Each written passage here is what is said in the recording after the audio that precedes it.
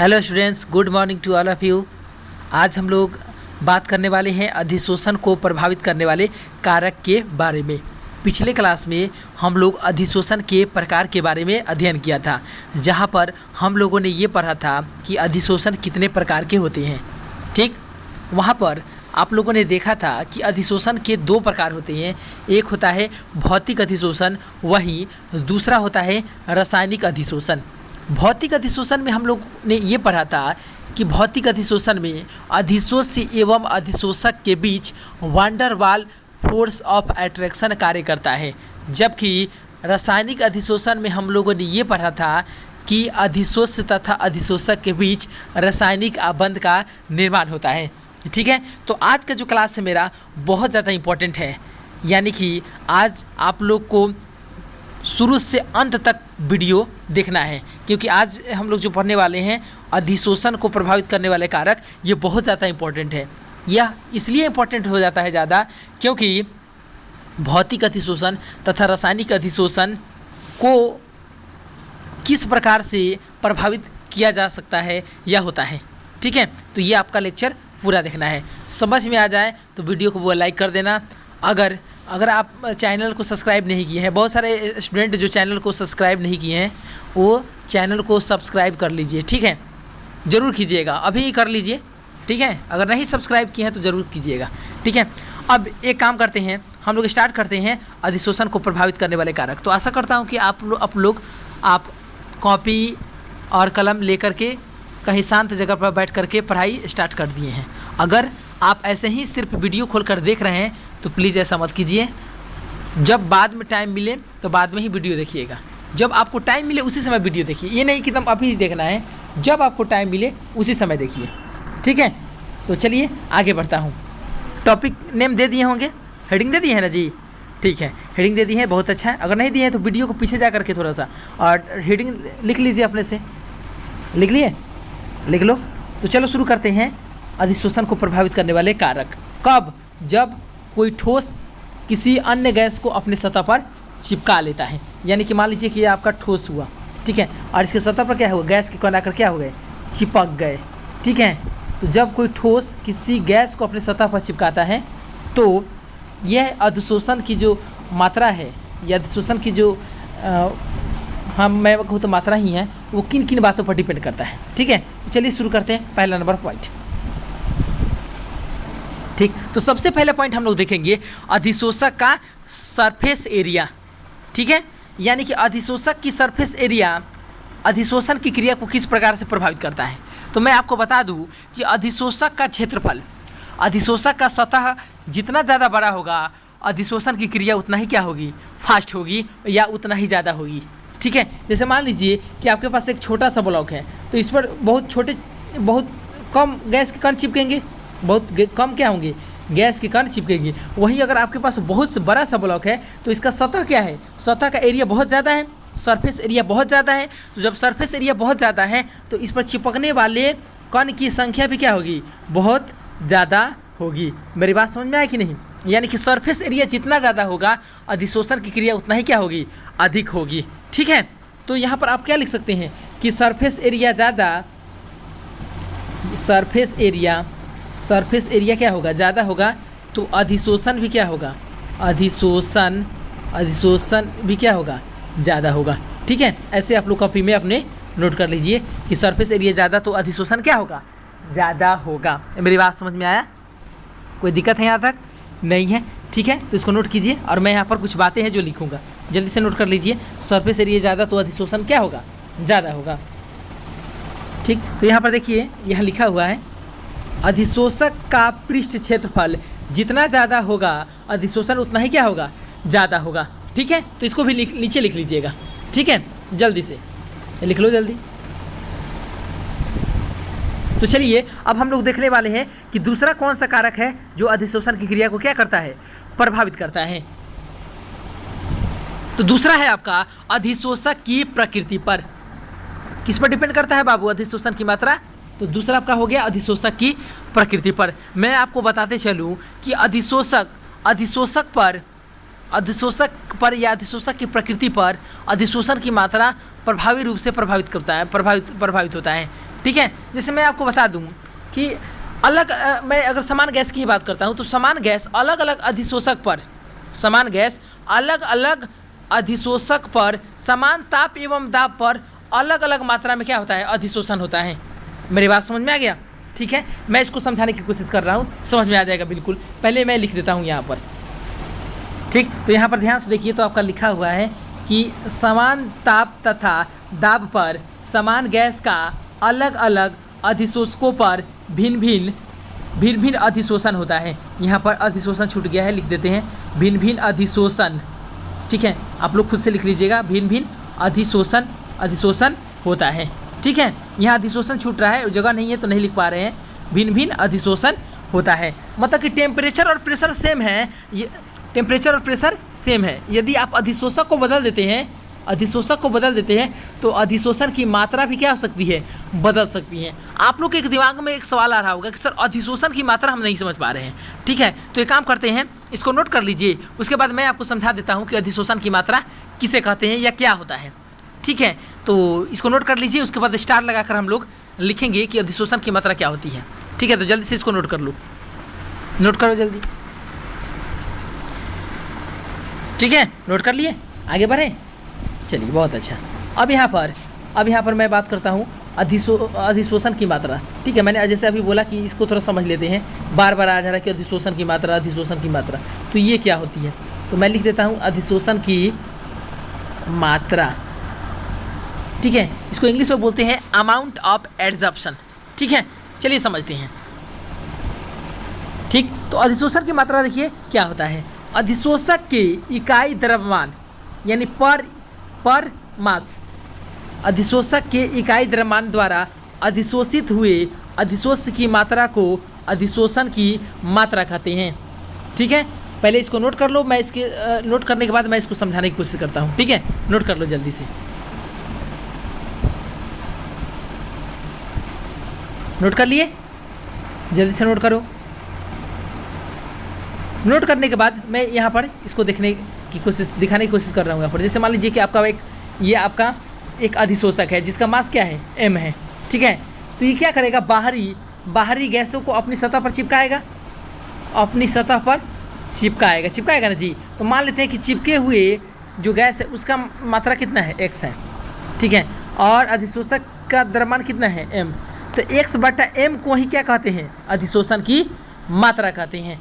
ठीक है, x क्या है, अधिशोष की मात्रा, और m क्या है, अधिशोषक का द्रव्यमान। ठीक है, तो हम यहाँ पर लिख सकते हैं अधिशोषण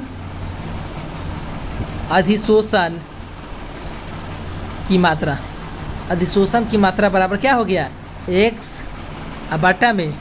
अधिशोषण की मात्रा बराबर x/m। तो ये आपका क्या काम करेगा, एक फार्मूला की तरह काम करेगा।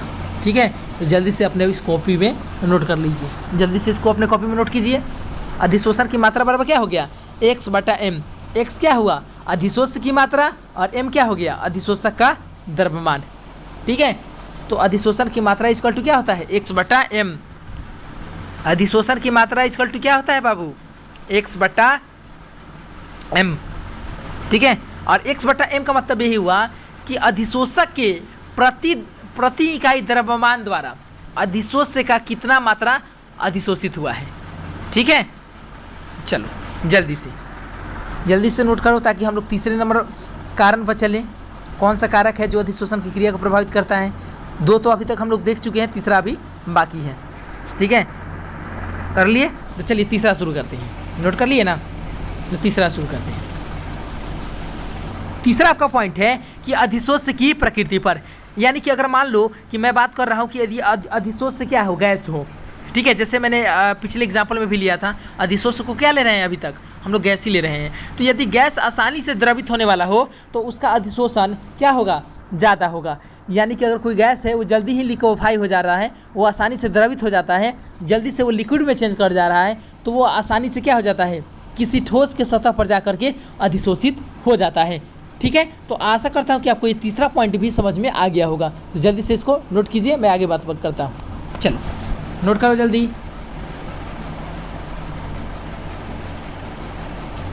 नोट कर लिए।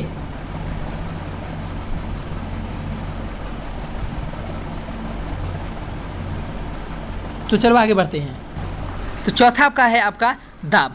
चलिए समझते हैं कि दाब किस प्रकार से प्रभावित करता है अधिशोषण की क्रिया को। जैसे मान लीजिए कि आपका पास एक क्या है, एक ब्लॉक है, ठोस का कोई एक ब्लॉक है, ठीक है, और इस पर इसके चारों तरफ बहुत सारे गैस के पार्टिकल घूम रहे हैं ना जी। तो जाहिर सी बात है कि प्रेशर जब प्रेशर बढ़ेगा तो ये गैस के अणु बहुत ज़्यादा नज़दीक चले जाएंगे किसके, अधिशोषक की सतह की तरफ, ठीक है। तो अधिशोषण की क्रिया दाब बढ़ाने के साथ क्या हो जा रही है, बढ़ जा रही है। आपको प्रैक्टिकली भी समझ सकते हैं, ठीक है, कि प्रेशर बढ़ेगा तो गैस के अणु अधिशोषक के नज़दीक जाएंगे और उस पर चिपकना शुरू कर देंगे। तो जितना ज़्यादा प्रेशर होगा, जैसे मैं यहाँ लिख देता हूँ, जितना ज़्यादा प्रेशर यानी दाब जितना ज़्यादा होगा, अधिशोषण भी उतना ही क्या होगा, अधिशोषण भी आपका उतना ही क्या होगा बाबू, ज़्यादा होगा। यानी जितना ज़्यादा प्रेशर उतना ही ज़्यादा क्या होगा, अधिशोषण होगा, ठीक है। तो इस चीज़ को हम लिख भी सकते हैं। एक काम कीजिए, इस फिगर को नोट कर लीजिए, उसके बाद मैं आपको लिखवा देता हूँ। नोट कर लो जल्दी से, फिगर को नोट कर लिए। और आप लोग मतलब वीडियो देखने के बाद जो कॉपी में लिख लेते हैं उसको व्हाट्सएप ज़रूर कीजिएगा। बहुत सारे बच्चे करते हैं, हम उनको देखते भी हैं, ऐसा नहीं कि नहीं देखते हैं।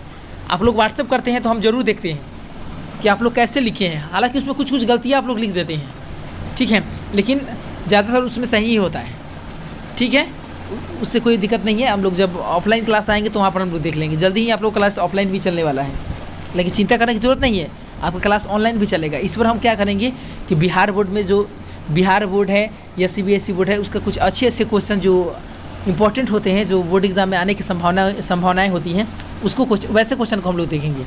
और साथ साथ हम लोग इस पर ऑब्जेक्टिव क्वेश्चन को भी सॉल्व करेंगे, ठीक है, ताकि हम लोग का बोर्ड के एग्ज़ाम का तैयारी बहुत अच्छा से हो, ठीक है। पिछला बार तो सेकंड जिला टॉपर था, इस बार बिहार टॉपर लाना है इस कोरोना महामारी में भी, ठीक है। तो चलिए दम मन लगा के पढ़ना है, दम पढ़ते रहिए। बहुत जल्दी हम लोग मिलने वाले हैं ऑफलाइन क्लास में भी, और साथ में आपका ऑनलाइन क्लास भी चलेगा। नोट कर लिए। तो चलो इस बात को हम यहाँ पर लिखेंगे कि दाब बढ़ाने से अधिशोषण की मात्रा कैसे बढ़ती है, ठीक है। चलिए मिटा दें, ठीक है। तो यहाँ पर लिखा हुआ है कि स्थिर ताप पर दाब बढ़ाने से गैस का ठोस के सतह पर अधिशोषण क्या होता है, बढ़ता है, ठीक है। तो इसको नोट कर लीजिए, नोट कीजिए जल्दी से, ताकि हम लोग 5वें पॉइंट की तरफ बढ़ें। और 5वां पॉइंट आपका होगा ताप का प्रभाव, ठीक है, जल्दी से नोट करो। हम लोग ये जानते हैं कि अधिशोषण की प्रक्रिया एक ऊष्माक्षेपी प्रक्रिया है। इस बात को हम लोग पिछले लेक्चर में बहुत अच्छी तरह से समझे हुए हैं कि अधिशोषण की प्रक्रिया एक ऊष्माक्षेपी प्रक्रिया होती है, ठीक है। तो लेंस-तितले के नियम के अनुसार ताप बढ़ाने के साथ अधिशोषण की मात्रा क्या होती है, अधिशोषण की क्रिया क्या होती है, धीरे धीरे घटती है। देखो यहाँ जैसे जैसे ताप बढ़ रहा है अधिशोषण की मात्रा क्या हो रही है, कम हो रही है। लेकिन आपको ये जानकर हैरानी होगी कि रासायनिक अधिशोषण ताप बढ़ने के साथ साथ अधिशोषण की मात्रा भी बढ़ती है, लेकिन सिर्फ और सिर्फ रासायनिक अधिशोषण में, ठीक है। कोई दिक्कत? तो ये छठा पॉइंट है आपका, ताप का प्रभाव अधिशोषण पर किस प्रकार पड़ता है। तो वहाँ पर लिखा हुआ है कि हम जानते हैं कि अधिशोषण की प्रक्रिया एक ऊष्माक्षेपी प्रक्रिया है, अतः लेंस-तितले के नियम से ताप बढ़ाने पर अधिशोषण की मात्रा क्या हो रही है, कम हो रही है, ठीक है। लेकिन साथ साथ ये भी लिखना ज़रूरी है कि भौतिक अधिशोषण ताप बढ़ाने के साथ घटती है, जबकि रासायनिक अधिशोषण ताप बढ़ाने के साथ बढ़ती है। थोड़ा सा यहाँ पर आपको कुछ अटपटा सा लग रहा है ना, ठीक है, जल्दी से इसको नोट कीजिए, मैं उसको भी लिखवा देता हूँ, नोट कीजिए।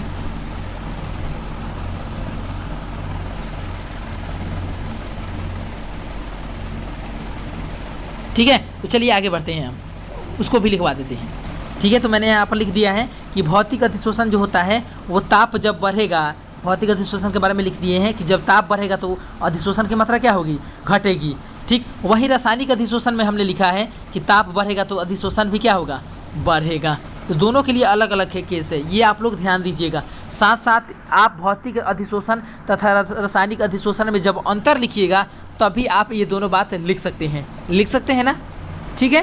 तो जल्दी से इसको नोट कर लीजिए।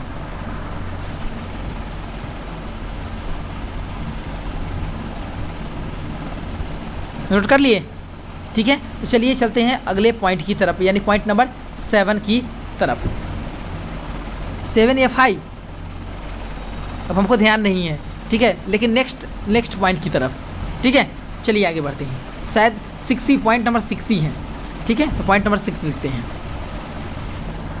तो आपका नेक्स्ट पॉइंट है 6 नंबर, और उसमें आपको बताया गया है अधिशोषित परत की मोटाई के बारे में। तो मैं आपको बता दूं कि भौतिक अधिशोषण जो होता है, जो भौतिक अधिशोषण होता है, वो आप लोग हमेशा ध्यान रखना कि भौतिक अधिशोषण में एक ठोस के सतह के ऊपर गैसों की बहुत सारा परत बनता है, बहुत सारा क्या बनती है, परतें बनती हैं। देख रहे हो ना, एक परत नहीं है बल्कि इसमें बहुत सारी परतें हैं। तो भौतिक अधिशोषण में बहुआण्विक परतें बनती हैं। क्या बनती है बाबू? बहुआण्विक परतें बनती हैं। किसमें? सिर्फ और सिर्फ भौतिक अधिशोषण में, ठीक है। वहीं मैं बात करूं रासायनिक अधिशोषण में,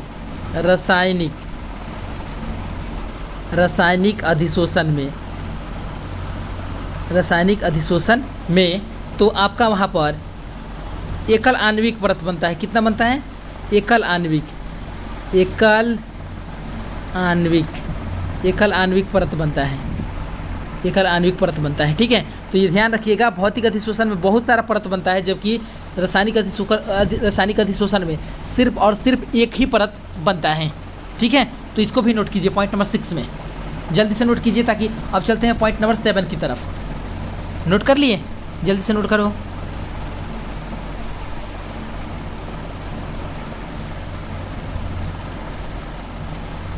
नोट कर दिए, ठीक है। तो चलिए आगे बढ़ते हैं।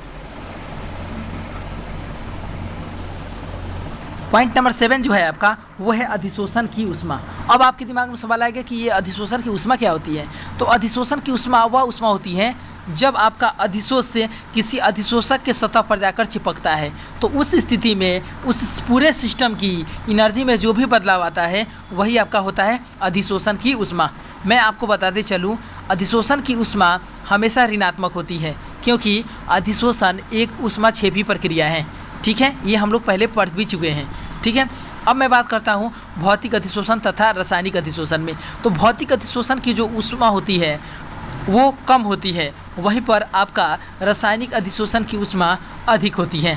भौतिक अधिशोषण की ऊष्मा लगभग 20 से 40 किलो जूल प्रति मोल होता है, वहीं रासायनिक अधिशोषण की ऊष्मा का मान 80 से 240 किलो जूल प्रति मोल होता है। ये आपको याद रखने की ज़रूरत है, क्योंकि जब आप भौतिक अधिशोषण तथा रासायनिक अधिशोषण में जब आप अंतर लिखेंगे तो आप इसे भी लिख सकते हैं, ठीक है। तो चलिए मैं यहाँ पर लिख देता हूँ कि भौतिक अधिशोषण तथा रासायनिक अधिशोषण की ऊष्मा क्या होती है, ठीक है। तो यहाँ पर लिखा हुआ है कि भौतिक अधिशोषण की ऊष्मा कितना होती है? 20 से 40 किलो जूल प्रति मोल, वहीं रासायनिक अधिशोषण की 80 से 240 किलो जूल प्रति मोल होता है, ठीक है। कोई दिक्कत है यहाँ तक? नहीं है। तो चलिए आगे बढ़ते हैं।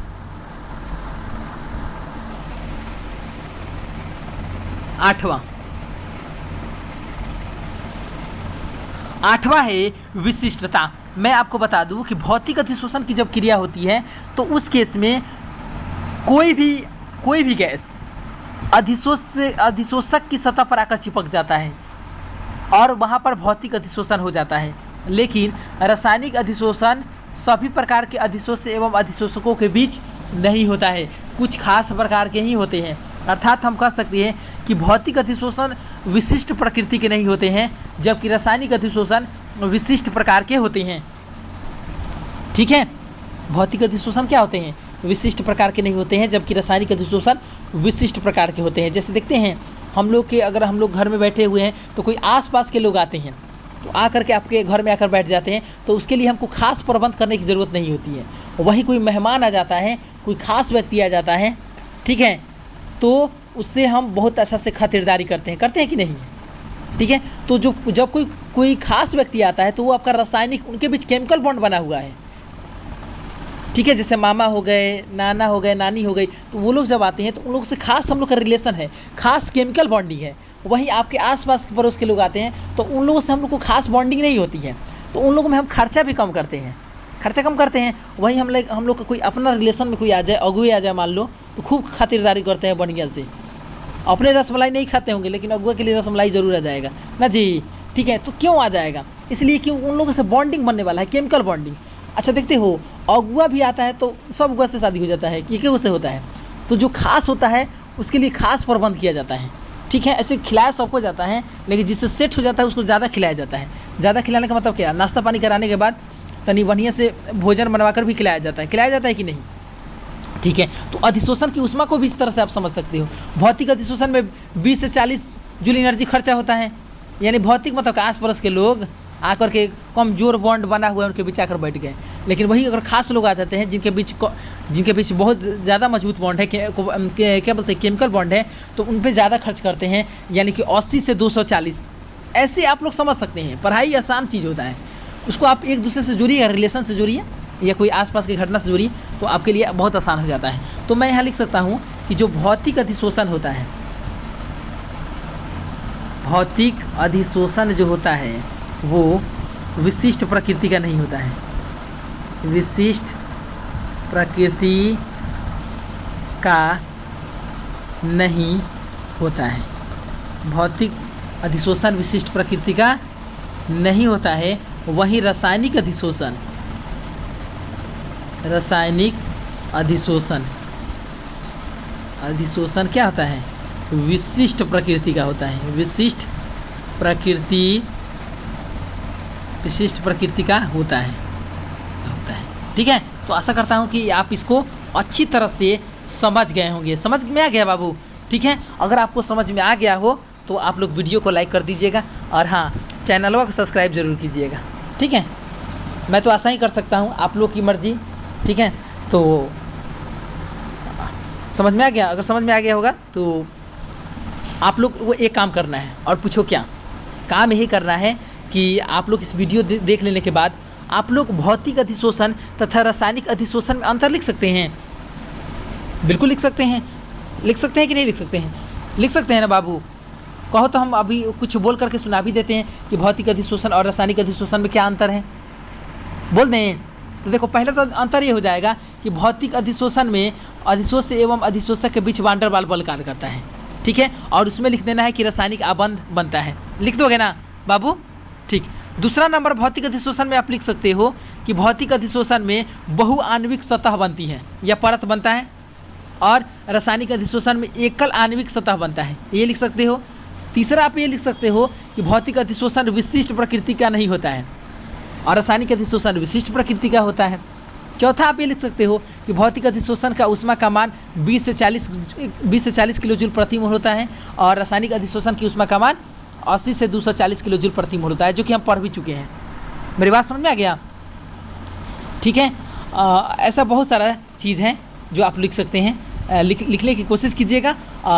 अगर आप लिख लेते हैं तो बहुत अच्छी बात है। लिख लेते हैं तो हमको क्या कीजिएगा, आप व्हाट्सएप कर दीजिएगा, हम आपको वहाँ पर देख लेंगे कि आप कैसे बनाए हैं। अगर नहीं तो मैं अगले लेक्चर में अधिशोष से भौतिक अधिशोषण तथा रासायनिक अधिशोषण में अंतर लिखवाने वाला हूँ। ठीक है। तो आज के लिए इतना ही। मिलते हैं कल यानी कि अगले लेक्चर में। तब तक के लिए बने रहिए और देखते रहिए। बहुत बहुत धन्यवाद।